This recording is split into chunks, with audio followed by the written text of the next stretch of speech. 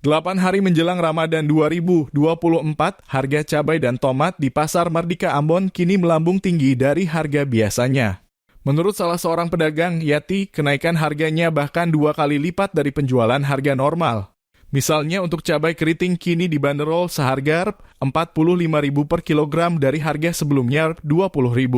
Harga serupa juga berlaku untuk cabai rawit yang harga normalnya Rp20.000 kini naik menjadi Rp50.000. Kemudian tomat yang biasanya dijual Rp10.000 per kilo kini naik menjadi Rp25.000 per kilogram. Pedagang Yati memperkirakan kenaikan harga cabai dan tomat ini akan semakin merangkak lagi. Apalagi di waktu-waktu H-3 jelang Ramadan.